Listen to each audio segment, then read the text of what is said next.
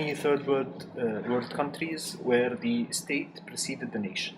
The modern Egyptian identity only came to exist in Muhammad Ali's bureaucracy and military. And this is why it's a very centralized, of course there are other reasons with its agricultural heritage and everything, but it's a very centralized state where actually identity comes from the state to the nation and not otherwise, not like the way it should be, and it is and in so many different places. And the core of the Egyptian state is the military. This is because of course, I mean, the military being the first Egyptian institution before even the bureaucracy under Ali, because of post-colonial heritage where the military played a significant role in, I mean, the battle against foreign military occupation, the British occupation, because of 3 consecutive wars or four wars with Israel. So the military is the core of the Egyptian state, plays an important role in the Egyptian state. Because Egypt has been ruled by military officers, the Egyptian Republic has always been ruled by military officers up until the revolution. So in the aftermath of the revolution, the military felt threatened. They have a sense of entitlement.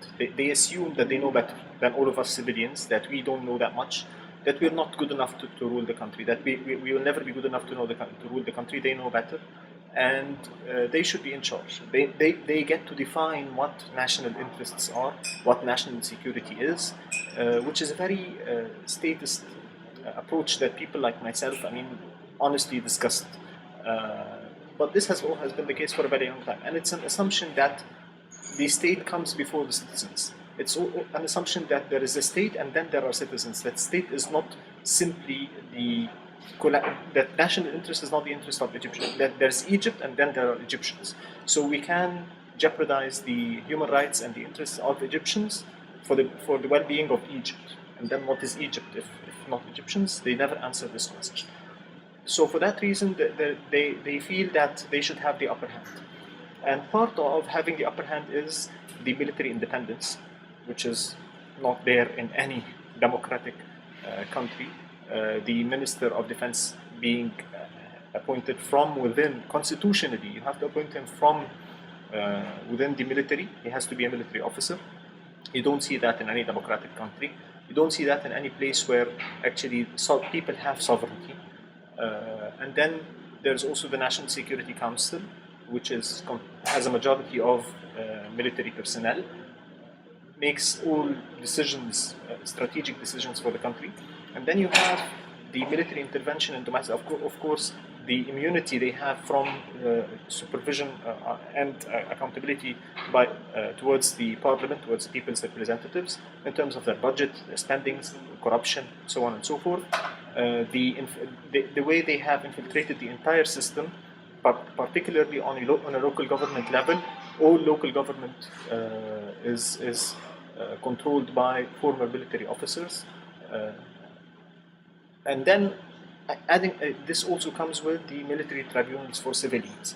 They need to have control over, they need to maintain their immunity by making sure that if you cross what they assume is a red line, you will not be tried before a free and fair trial. You will not get a fair chance to defend your position.